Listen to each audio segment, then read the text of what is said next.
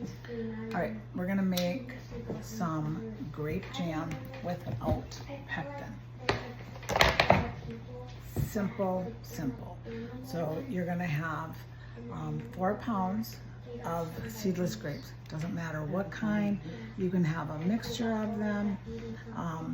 It doesn't matter. Okay, so 4 pounds of seedless grapes. I have black grapes. 2 tablespoons of lemon juice, fresh squeezed or store-bought, that's fine. And then we're gonna get 2.5 cups of sugar. Doing it this way without the pectin, to me, it's just so much easier.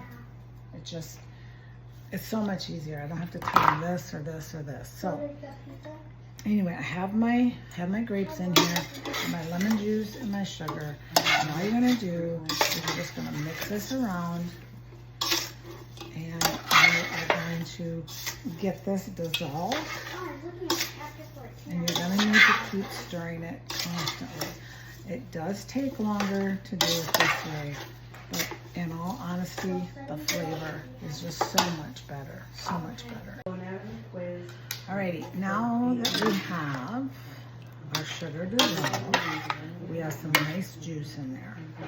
And we are just going to bring the heat up a little bit, and we're gonna bring this to a boil. We're gonna turn it down to a simmer. Once these get a little bit softer, you can use a potato masher to break them up. I'm gonna use an immersion blender just to get them a little finer, the chunks a little bit finer. Okay, this has been going for about an hour, and it has reduced by not quite half. So as you can see, we have a ways to go. Probably another good hour, maybe 45 minutes.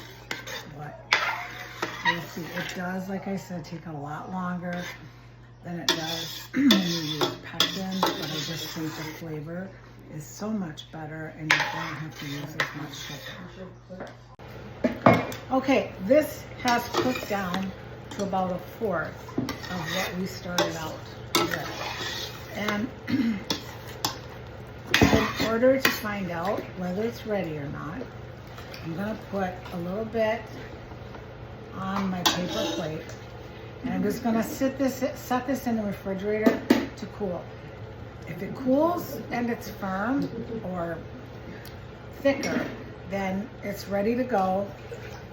I'm not gonna jar it up right away because I'm gonna take my immersion blender and get those pieces smaller, but some people like them that big, me not so much. All right, so this isn't quite ready yet. It's enough where it's not spreading on the plate, but it's still pretty soft. But it does taste good. So we're gonna let it go for about 10-15 minutes longer. Alrighty, I think we are where we need to be because it's just kind of simmering and bubbling. You know, a lot of people will skim off all that foam. Me, I'm not going to because there's so much flavor in it. So here we go. We're gonna take a little bit of this. We're gonna put it on here, and we're gonna go ahead and put it in the fridge for about 10 minutes. Okay, this is done. It's tacky, okay, but it's spreadable. Yum. Okay, so now I am going to put the lid on here. I'm gonna let it sit until it cools down. While that's happening, I'm going to get my jars ready and get this. I'm gonna use my immersion blender on it and get it to where I want it. Sorry, I'm just having a brain poof right now. I lost my favorite funnel, and so I can't think straight. I'll find it. It's probably somewhere, but anyway, that's what's going on. Okay, So I did add a little bit of grape juice to this because it was pretty thick.